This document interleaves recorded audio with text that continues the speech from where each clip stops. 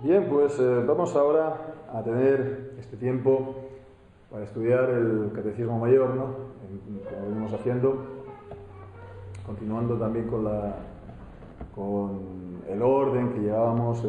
Estábamos considerando ya la doctrina de la providencia y primeramente habíamos visto la doctrina de la providencia en general, a la que sigue pues la doctrina para con los ángeles, y después también en la pregunta número 20 la providencia para con el hombre.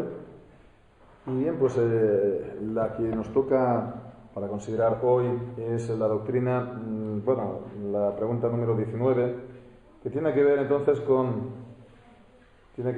con la providencia de Dios para con los ángeles, en un inicio.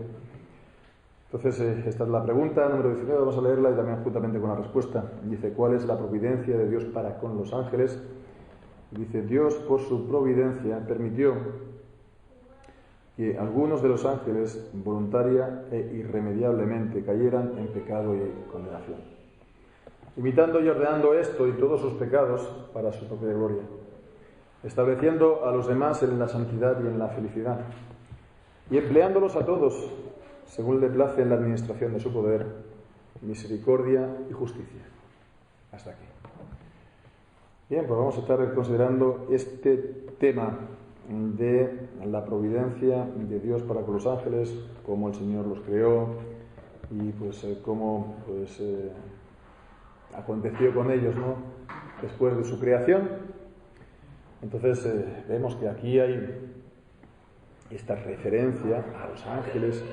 En el Catecismo Mayor también hay referencias a la providencia para con los ángeles y el decreto, en la confesión en cuanto al decreto, ¿no?, y en cuanto a la providencia. Y bueno, pues esto a veces, ¿no?, la gente puede pensar que es un poco demasiado, ¿no? Este deseo de Westminster de hablar de todas las cosas, ¿no?, y de querer pues incluso hablar de la creación de los ángeles o de la elección de los ángeles, ¿no?, de que hay unos ángeles elegidos y otros que son reprobados, ¿no? Entonces yo no sé si habrán escuchado alguna vez esto en tono de reproche a Westminster, a los documentos de Westminster, a la confesión y catecismos, ¿no?, principalmente el mayor, ¿no?, como que, bueno, el afán que tiene el Westminster de hablar de todas las cosas, de querer, pues, estar aquí dando doctrina de todo, ¿no?, hasta de los ángeles, ¿no? No sé si han escuchado de eso, incluso dentro de círculos reformados. Y ya no digo pues liberales, ¿no?, porque bueno, eso ya se han apartado de la doctrina bíblica y reformada, pero incluso de gente que está dentro del movimiento reformado, y es por eso que, bueno, pues hablan a lo mejor de otras tradiciones o de otras confesiones de fe reformadas como mejores o preferibles. ¿Por qué? Pues porque no definen tanto, porque no enseñan tanto, porque no aclaran tanto. Entonces es como algo más llevadero o más desde el punto de vista subjetivo, más el creyente, ¿no?, y no tanto de la doctrina, de la enseñanza, ¿no? Y ya digo que esto existe, esta actitud y este reproche existe, ¿no? Eso con todos nuestros respetos también a otros símbolos u otras confesiones de fe reformadas, ¿no? Pero es por eso que precisamente creemos que la ventaja, por así decirlo, ¿por qué es a preferir? ¿Por qué es a preferir los documentos de Westminster? Por esa preocupación por la claridad doctrinal, esa preocupación también por claridad en el sentido que ves que se abarcan pues, prácticamente todas las cosas, pero no disertando de manera locuaz, ¿no? Sino que cada palabra está bien medida. Y por otra parte,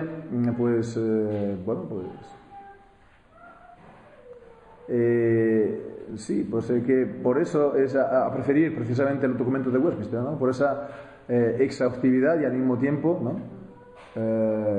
Pues claridad, ¿no? Y incluso que son parcos de palabras, ¿no? Precisión, sí, precisión doctrinal. Y por eso entonces son unos de los símbolos doctrinales para expresar la ortodoxia bíblica y reformada. Porque ¿cuál es el problema de todo esto? Es que la cuestión es que la Biblia habla de los ángeles y la Biblia enseña de los ángeles. Y la Biblia también, de una manera directa o indirecta, ¿no? Por afirmación o por inferencia, nos enseña también acerca de la providencia de Dios con los ángeles. Y entonces, bueno, pues es una responsabilidad para nosotros el tener en cuenta todas las palabras de Dios. Porque todo lo que Dios ha revelado, ¿no? Toda escritura es útil y inspirada por Dios y toda tiene un propósito para lo cual, ¿no? El Señor la ha dado. Estas enseñanzas acerca de los ángeles tienen un propósito para lo cual el Señor las ha ordenado. O, por ejemplo, las doctrinas de la Iglesia, que estamos hablando, ¿no? Últimamente, o de los sacramentos, ¿no? Bueno, pues diremos, no, esto no va a decidir si uno es salvo o no es salvo, ¿no? Vale, entonces, bueno, vamos a permitir una cierta amplitud de miras, ¿no? En cuanto a estos, incluso dentro de todos aquellos que se dicen reformados, ¿no? Vale, bien, sí, de acuerdo, ¿no? Somos muy amplios y somos muy generosos, pero la cuestión es que la Biblia enseña, la Biblia trata, y si da estas cosas es con un propósito. Y cada doctrina, cada enseñanza de la Biblia cumple un objetivo, el amante de Dios, ¿no? Y si pasas por alto eso, no lo recibes, no lo tocas, no lo alcanzas, ¿no? Entonces es también importante, seguramente nadie dice que la salvación dependa de esto, ¿eh? Sin embargo, también tiene una importancia relativa dentro del conjunto de las enseñanzas de la Biblia. Bien. Pues entonces, acerca de este tema, acerca de la pregunta y respuesta, bueno, pues hay que ver que está enseñado, pero no, evidentemente, en detalle. La escritura aquí, la confesión no tampoco está esto en detalle. Entonces, en gran parte está hecho por inferencia, por deducción. La Biblia no nos habla de la rebelión del diablo y Satanás. Bueno, está aquella que ya creo que hemos considerado, ¿no? Del profeta Ezequiel, creo que es el capítulo 28, por medio del ejemplo del rey de Tiro, ¿no? Entonces, esto como un ejemplo, como una analogía también de la rebelión del diablo, porque lo que ahí se está hablando, lo que ahí se está diciendo, va más allá del rey de Tiro y está pues refiriéndose a él, ¿no? Pero aparte de esto, que en gran parte es por analogía, ¿no?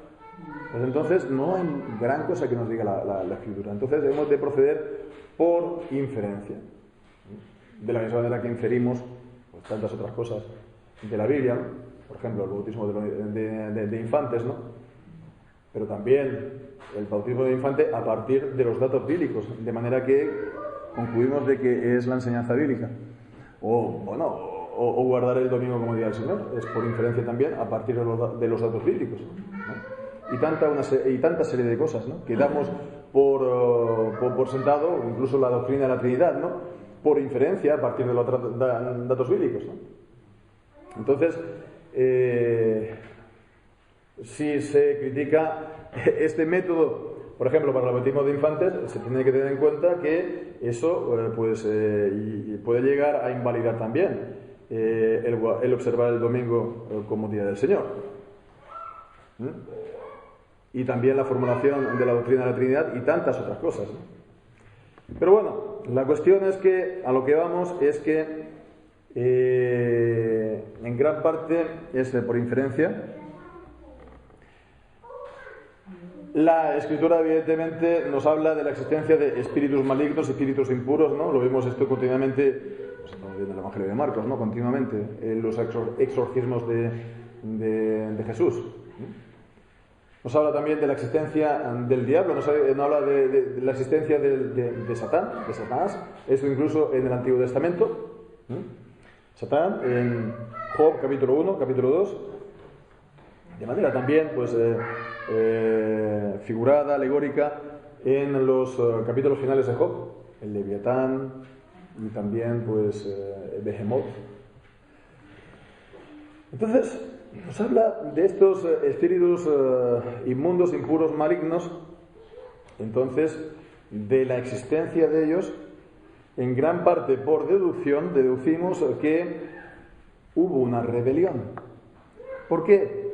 Porque Santiago capítulo 1 nos dice que del Padre de las luces, ¿no?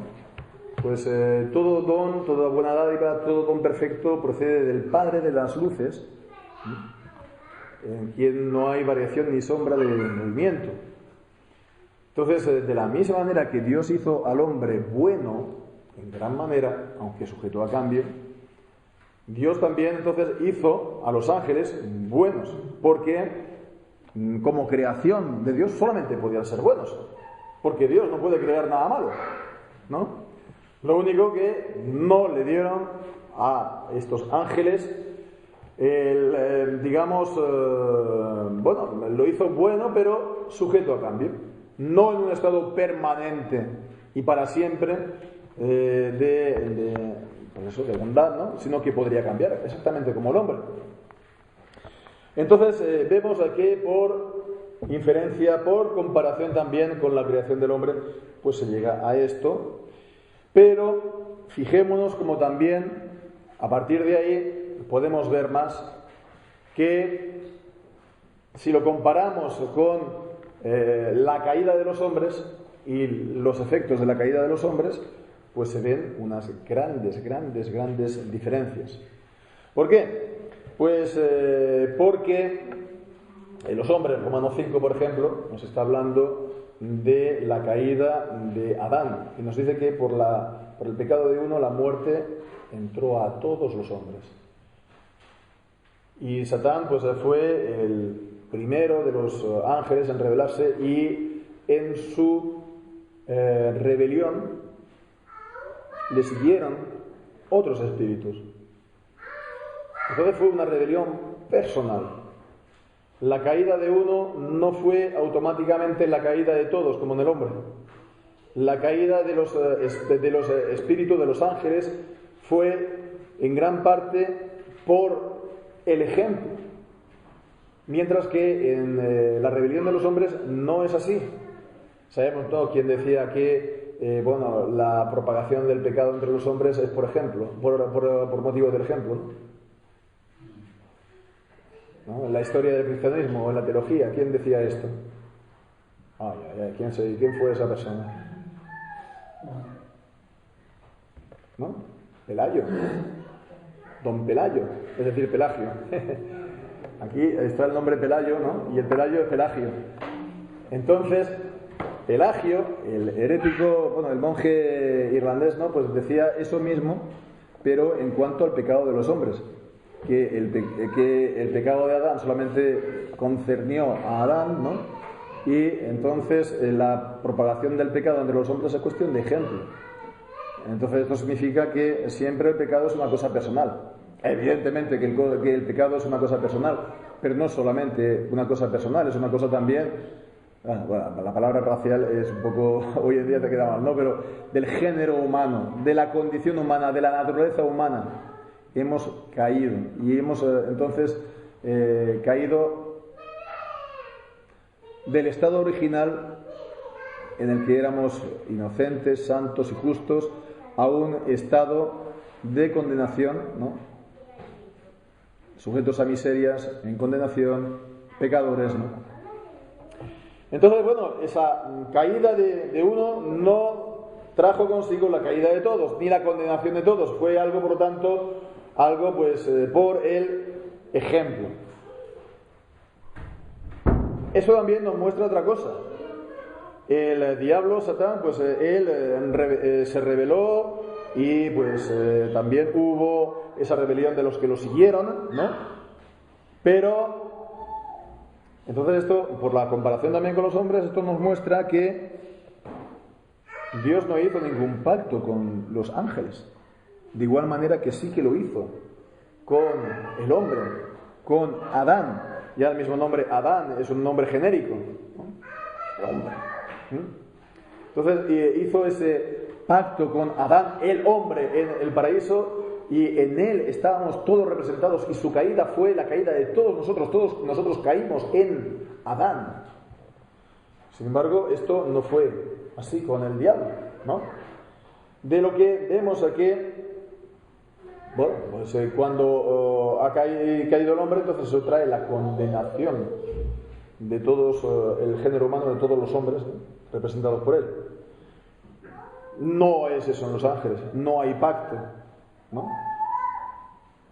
Y tampoco hay para ellos salvación por medio de pacto. No hay pacto de gracia, no hay misericordia, no hay posibilidad de, por lo tanto, de redención, de cambio, de mejora, de salvación. ¿Por qué? Pues porque vemos, ¿no?, de la misma manera que hubo pacto con el hombre en Adán, ahora hay posibilidad también de salvación, ¿no?, y de redención. Y es también en pacto. Entonces vemos también la importancia de los pactos, ¿no? Porque en sí Dios salva, ¿no?, y Dios ofrece pacto, pero es en la forma. A ver, Dios ofrece salvación, ¿no?, y Dios salva, pero es en la forma del pacto, ¿no? Bien, pues entonces esto también implica otra cosa, que para los santos, para los ángeles, ¿no?, tanto los ángeles santos como para los caídos, no hay mediador. Cristo es el mediador del pacto de la gracia, para los elegidos, para los que por su gracia llegan a creer en él, ¿no? Pero no hay un mediador en esa relación entre Dios y los ángeles, ¿no? Bien, pues entonces esto vemos que por una parte es por la comparación con el hombre, también por inferencia, etcétera, y podemos ver también el por qué esto puede ser así, por qué Dios no ha querido entonces que haya redención, que haya salvación posible para aquellos que se han revelado. Pues esto es evidentemente cuestión de lo que Dios ha dispuesto, de su soberanía, y nadie puede decir nada, ¿verdad? Nadie puede decir que Dios hizo de más o de menos, ni con el hombre ni con los ángeles, ¿no? Y entonces Dios ha querido que sea así. ¿Y por cuáles son esas razones? Pues la voluntad de Dios es la última, ¿no? Fijémonos que hay gente que ve esto como si fuera excesivo, y entonces pues son los que dicen, no, puede haber una segunda oportunidad para salvación, ¿no?, para todo el universo, ¿no? El universalismo. Hay otra palabra que es un poco más difícil de pronunciar, ¿no?, apocatastasis, ¿no?, es decir, la restauración de todas las cosas, ¿no? Incluso el diablo, incluso los ángeles malignos pues podrían ser recuperados y salvados, ¿no? Dicen que fue también lo que enseñó Orígenes y otros, ¿no? Bueno, entonces vemos, ¿no?, que todo esto hasta se le ocurre a la cabeza de algunos, ¿no? Bueno, pues entonces a lo que lleva, ¿no?, ¿por qué esto puede ser así? La voluntad de Dios es la última palabra en todo. Con todo y con eso podemos ver nosotros también algo de ello.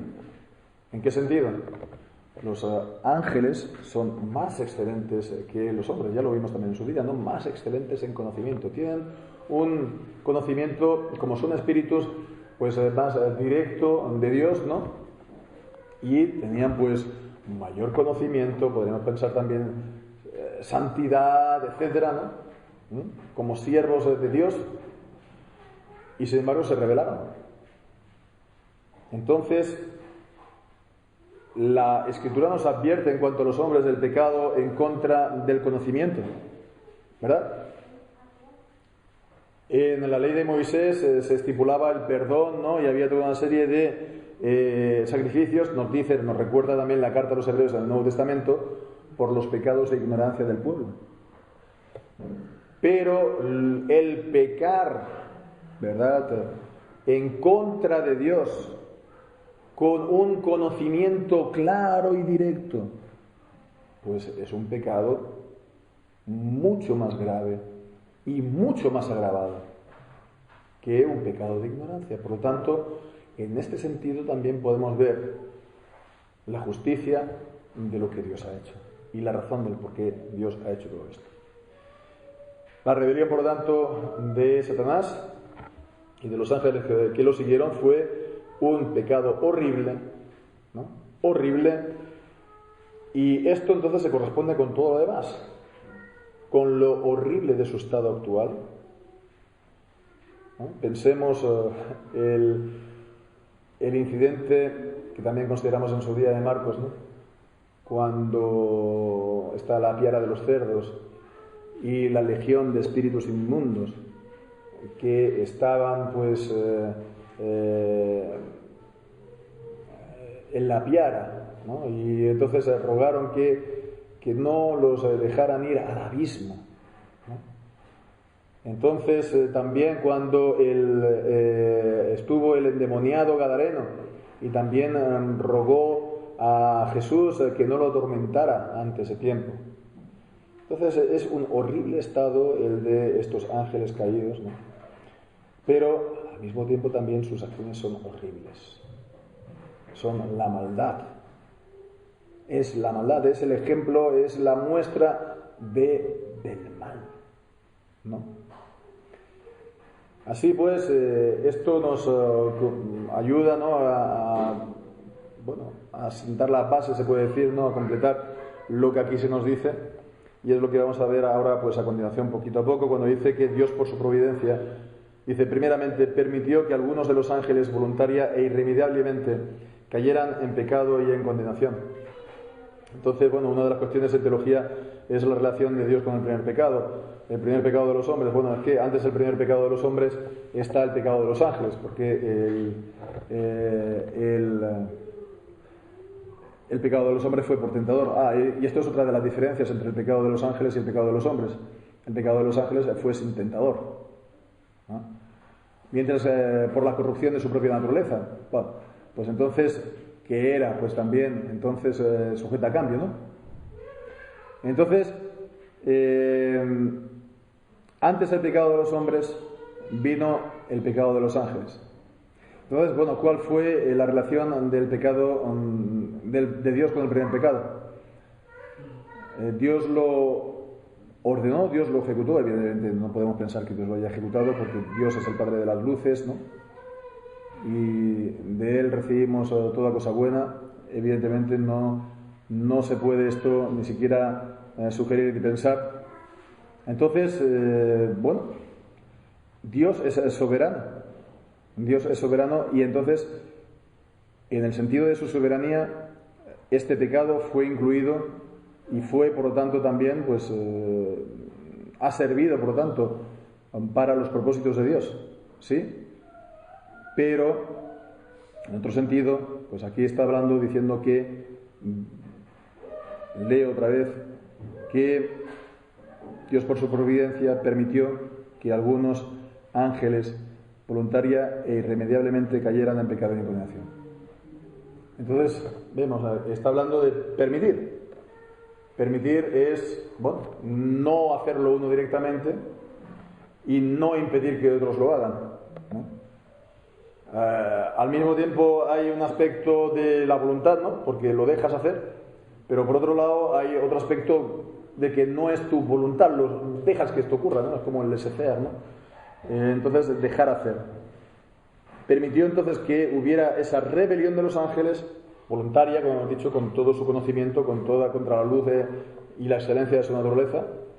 Dice voluntaria e irremediablemente, que es también lo que hemos visto, ¿no?, de que no hay para ellos entonces esperanza de salvación. Irremediablemente. Eso es una vez y para siempre. Y dice, cayeran en pecado y en condenación. Ya están condenados. Ya están condenados, ¿no?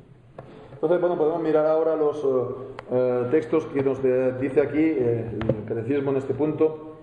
Primeramente podemos ver en Judas capítulo 6. Judas capítulo 6.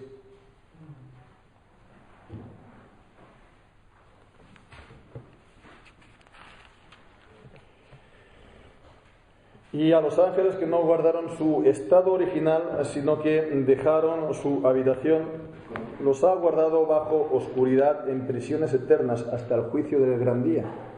Entonces vemos, nos está enseñando de esta que originalmente no habían sido creados así, entonces ha habido ese cambio, esa rebelión, ¿no?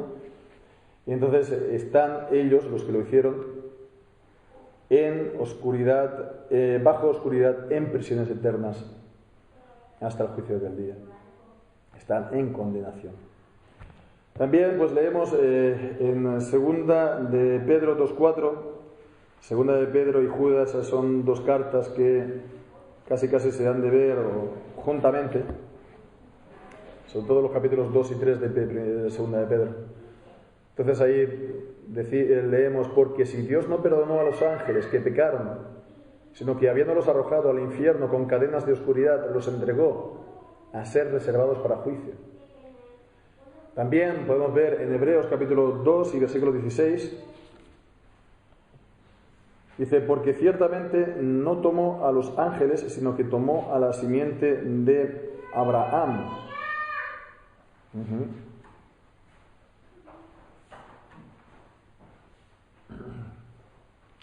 Entonces aquí se entiende simiente en el sentido de descendencia, no tanto en el sentido de la encarnación de Jesús, ¿no?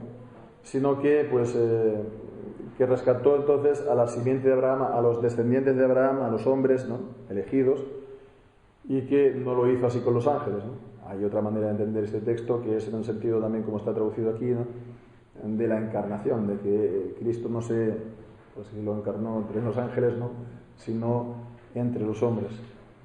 Y después, por último, en Juan capítulo 8 y versículo 44. Juan 8 y 44.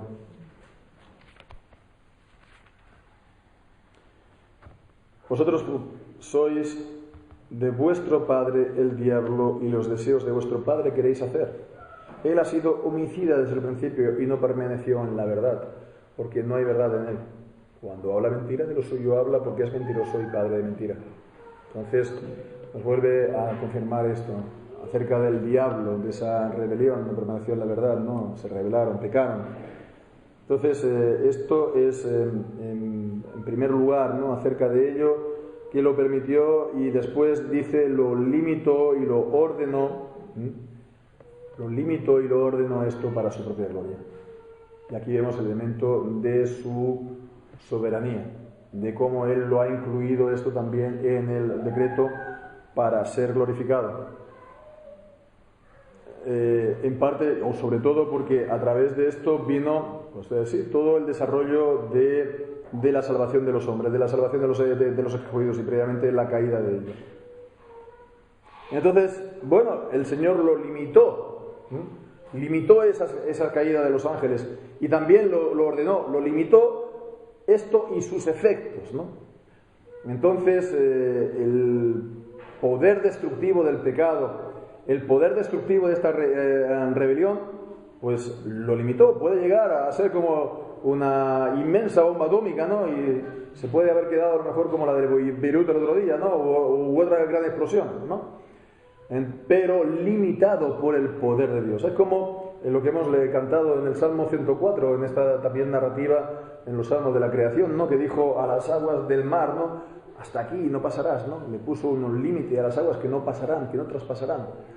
Así también es el Señor cuando limita el pecado y los efectos del pecado entre los hombres, por supuesto, en las sociedades, en la vida de las personas, y también en la de los ángeles. Esto se puede ver también de una manera bastante clara en el caso de Job, en el relato de Job, capítulo 1, capítulo 2. Se ve cómo aquí está el diablo, y Él se presenta también delante del trono de Dios, ¿no? Se puede decir, del consejo, ¿no? Se habla del consejo, de la escena del consejo celestial. Y se presenta también, pues, juntamente con el número de los siervos de Dios, hablando, por lo tanto, que aún las obras de Él, pues, sirven para los propósitos de Dios. Y están limitadas también por Dios. Dios en un principio pues le dice pues que en lugar de su vida o cuando pues le dice que el diablo lo vuelve pues digamos a sugerir, ¿no? A presentar que bueno, pues de atacar otra vez a Dios, pues le dijo de guardar su vida. Entonces vemos que Dios limita las cosas, ¿no? Dios las limita y todo esto pues va para su propia gloria. Tenemos un ejemplo, por ejemplo, también en el Nuevo Testamento, un buen ejemplo, el del apóstol Pablo en 2 de Corintios capítulo 12, cuando habla del mensajero de Satanás, que le está abofeteando. Y Pablo ora entonces a Dios hasta 3 veces que lo quite de él. Y Dios no accede, dice que no. ¿Por qué? Pues para que se perfeccione su poder en su debilidad. Y aquí vemos entonces también un ejemplo de lo dicho, que Él ordena esto para su gloria, ¿no? Él ordena estas cosas para su gloria, porque Él es soberano. Bien, pues esto es en cuanto a los ángeles, aunque también podríamos decir más, ¿no? Podríamos decir más acerca de los ángeles caídos, ¿no? Sabemos que hay también una tendencia bastante pronunciada a ver la Biblia de una manera un poco rara y buscar temas un poco extraños en la Biblia. Y no sé si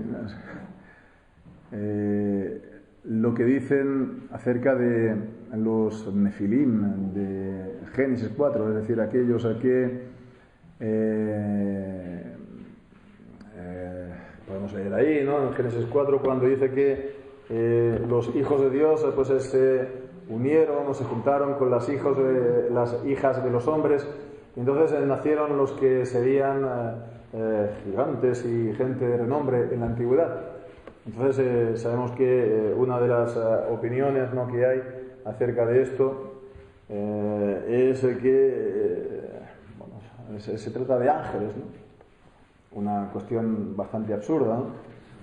Bastante absurda, porque a no ser que estés diciendo, primero, si son ángeles, tendría que ser ángeles, ¿qué? Ángeles que han guardado su condición, que no han caído.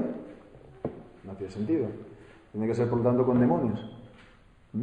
Pero entonces, unirse con demonios carnalmente, pero es que resulta que los ángeles son espíritus. Entonces, realmente es una explicación que no tiene mucho sentido, que le puede resultar a unos espíritus un poco así inquietos, ¿no? De interés, ¿no? Pero las consecuencias de ver la Biblia de esta manera, un poco, no sé, me voy a ahorrar aquí palabras, ¿no? Pero de esta manera, ¿no? Tan así, no son nada buenos. Pueden ser nada buenos e incluso afectar a la fe realmente de la gente. Pues esto es en cuanto a los que cayeron, pero también dice, vemos poca cosa, pero también lo dice acerca de los que permanecieron, ¿no? Dice que estableciendo a los demás en santidad y en la felicidad. Estableciendo a los demás en la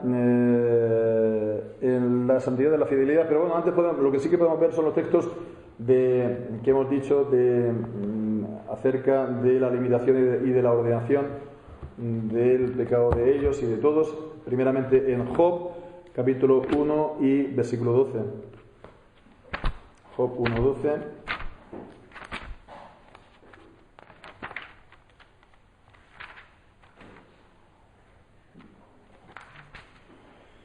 Dijo Jehová a Satanás: he aquí, todo lo que tiene está en tu mano, solamente no pongas tu mano sobre él. Y salió Satanás de delante de Jehová, tal como hemos dicho, y también en Mateo 8:31. Mateo 8:31.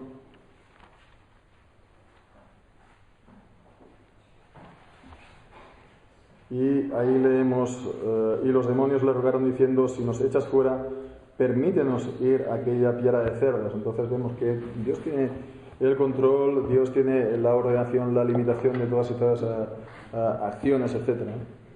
Entonces, en cuanto a los que permanecieron pues en su estado original, dice que los establecieron a los demás en la santidad y en la felicidad. Los estableció en santidad y felicidad. Es algo que está también muy relacionado. Es como lo que vimos también, ¿no? La primera pregunta del catecismo, ¿no? ¿Cuál es el fin principal de la vida, ¿no? De tu vida? Es el de glorificar a Dios, el de gozar de Él para siempre. Entonces, el ser establecido en la santidad va consigo pues este estado de felicidad, de la misma manera que aquellos que se rebelaron pues fueron caídos, ¿no? en ese terrible estado de condenación. Entonces, la diferencia entre la santidad de ellos y la de nosotros es que la santidad de ellos no es aumentada. Nosotros somos salvos, ¿no? Redimidos, etc. Y entonces Dios comienza y continúa un proceso de perfeccionamiento y de santidad, de santificación, que es progresivo y va aumentando en nosotros, ¿no? Aunque también pues, puede tener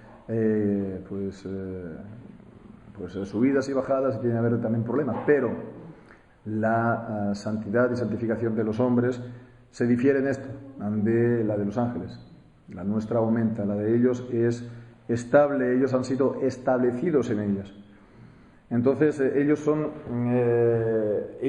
los ángeles elegidos, como vamos a ver, ¿no? En la cita que nos van a dar a continuación, ¿no? Pero ellos no son elegidos para la salvación. Ellos fueron elegidos ¿para qué? Para ser establecidos en santidad. Para hacer que su estado en santidad ya sea para siempre. De la misma manera que los ángeles que pecaron es para siempre su condenación, ahora ellos no van a caer. No van a caer. Han sido establecidos, ¿no? De manera continuada y para siempre. Y podemos ver pues, los textos bíblicos aquí. El Salmo, primeramente 1 Timoteo capítulo 5 y versículo 21. 1 Timoteo 5, 21 nos habla de los ángeles elegidos.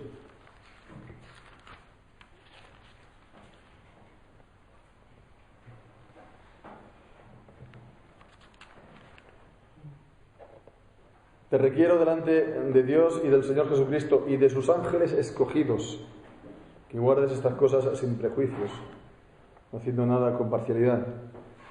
O también Marcos 8:38. Marcos 8:38.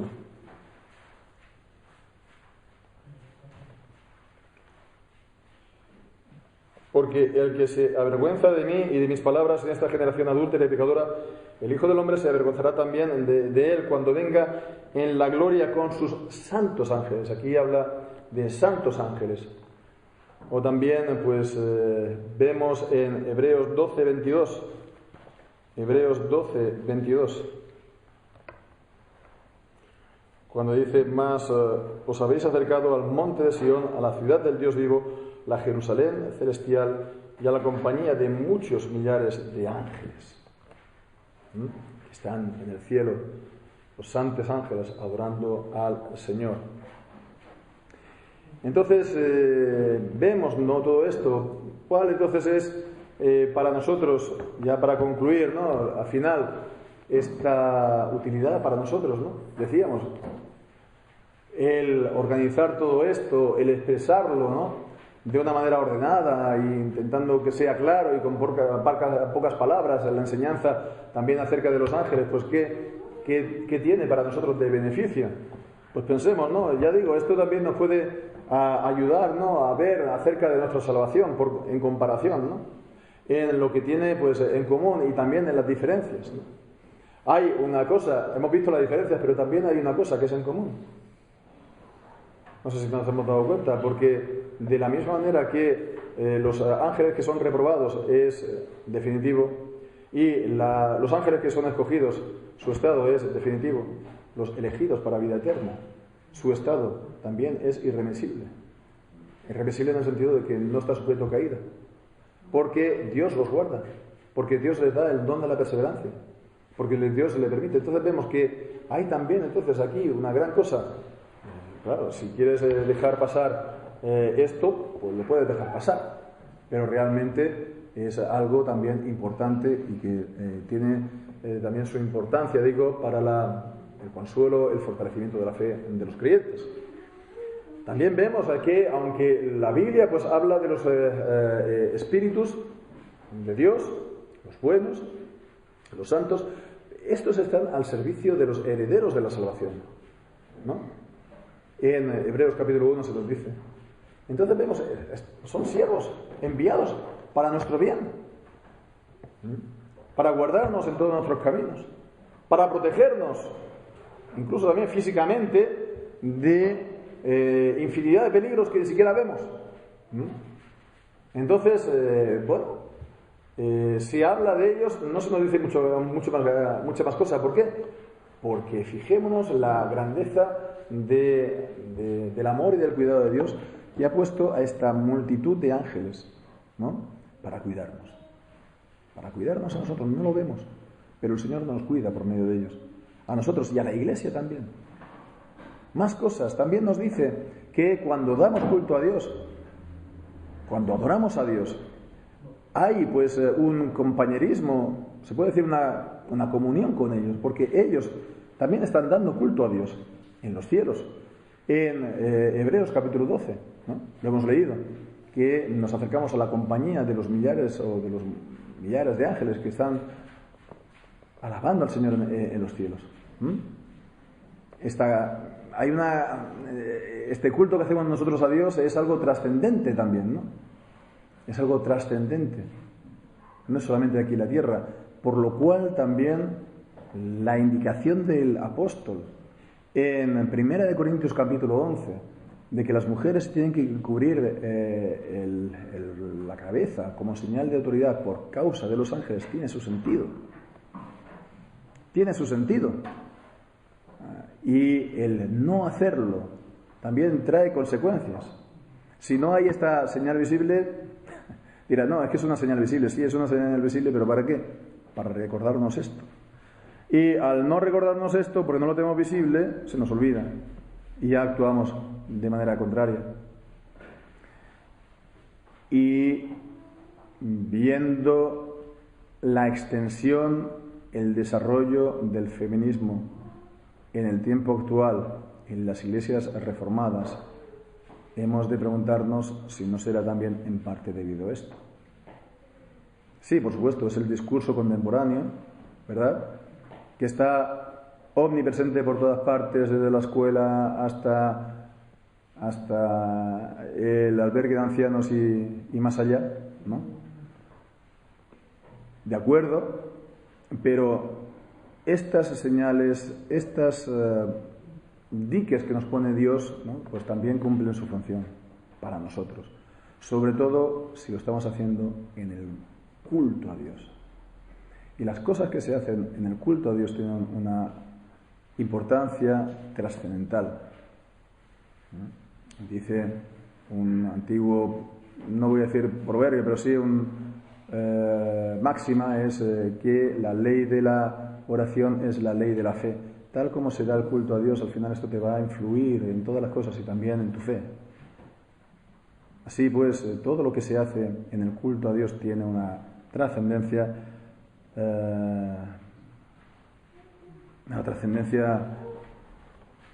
trascendental, valga la redundancia, y tiene su repercusión para nosotros.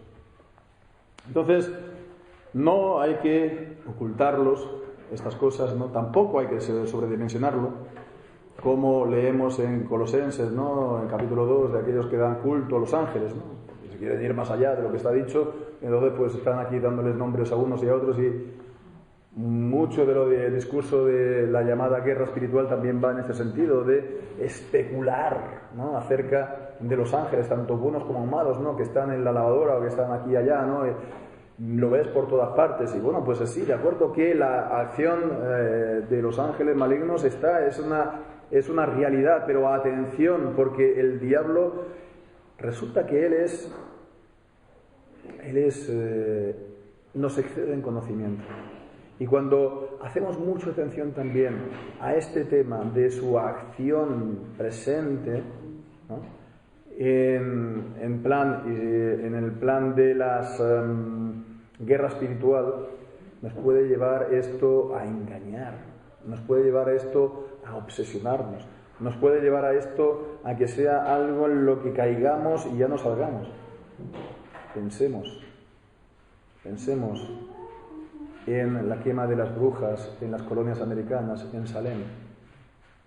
Había ciertamente manifestaciones de los poderes de las tinieblas. Ciertamente, se leen los libros de la época y no se puede decir, pero cuando ya te metes, ya estás... y es muy fácil al final que esto acabe siendo una paranoia y esto acabe siendo un poco ya de quicio.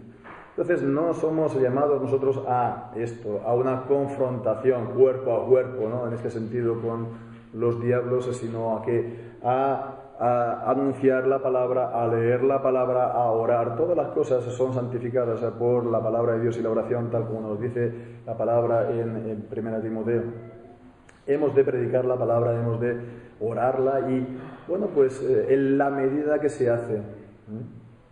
Podemos ver también que la Iglesia avanza hasta las puertas de los enemigos, hasta las puertas del infierno, y el diablo está contenido y está atado por la predicación del Evangelio, no más. Y es lo que tenemos que hacer, ¿no?, con la ayuda y con la bendición de Dios, tal como hemos visto esta mañana. Y es lo que hemos de procurar, buscando poner en práctica la autoridad que ya nos ha dado el Señor a la Iglesia, no algo todavía por alcanzar o para recibir. Ya lo tenemos, lo que tenemos que hacer es ponerlo en práctica, como hemos visto también esta mañana, en cuanto a la oración, ¿no? La oración de fe para hacer pues cosas imposibles a ojos humanos, pero que el Señor pues es todopoderoso para dárnoslo. Bien, pues que el Señor nos ayude entonces también a meditar estas cosas con provecho y pues no solamente esto, sino también todo el conjunto del consejo de Dios de su palabra. Pues que así sea, que el Señor bendiga su palabra en nuestras vidas y nuestros corazones. Amén.